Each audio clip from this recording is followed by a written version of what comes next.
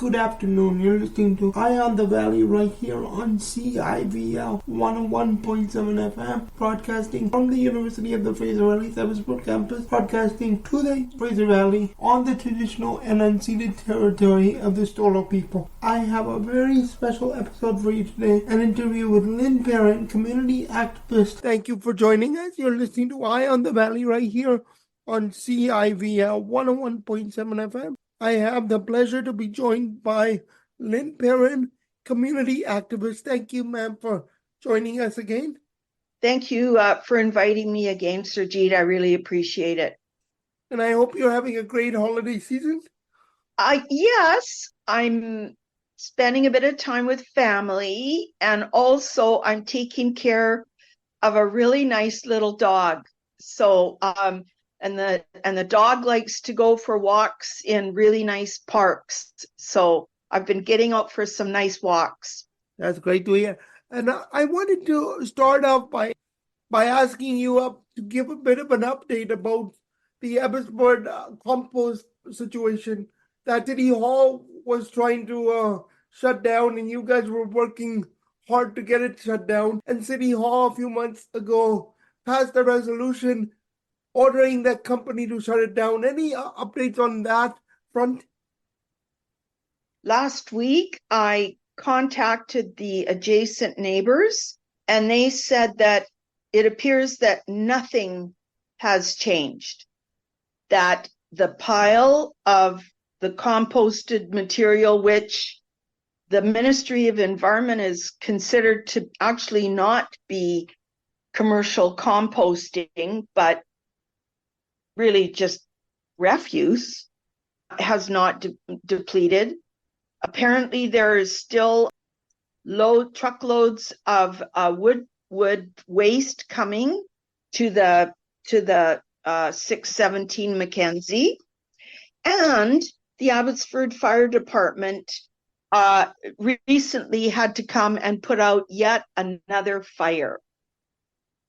So I don't know what happens when the city has said this is not allowed in the zoning that it is, and they're not willing to rezone.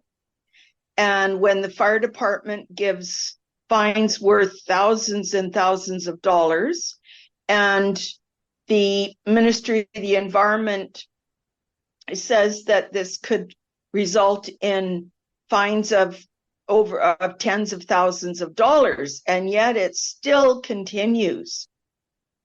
And of course, my prime concern, and that of council, is the impact it could have on our city well and the private wells in the area, because there's leaching going on into the groundwater and the aquifer.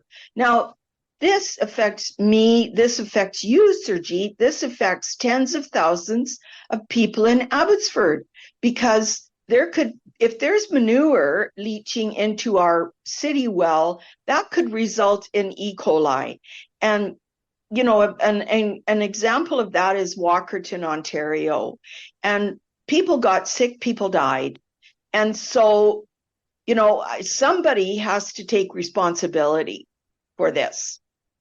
And so I guess my request to the listeners is please get a hold of Taryn Angus of the BC Environment Office, or get a hold of City Council and demand that the property owner, the farmer, Randy Pohl, put an end to this immediately.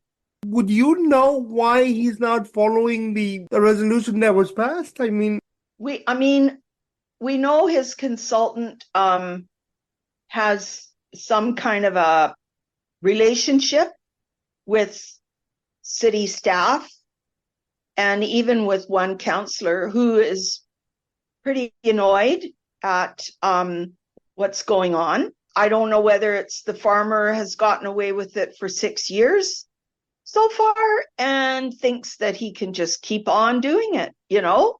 I mean, sure, there are fines, but I don't think he's had to write a check for the $23,000 that the fire department fined him. And so, so he's gotten away with it. And so he just continues with impunity. And, when you look at the city staff report about this that went to council, someone in the planning department is very negligent. And you got to wonder why. Why? The report itself was very misleading.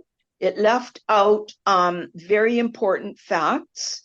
And so you have to wonder, why is the planning department advocating for this landowner who is blatantly disobeying the regulations regarding composting, the Agriculture Land Commission, requirements, et cetera, et cetera, et cetera.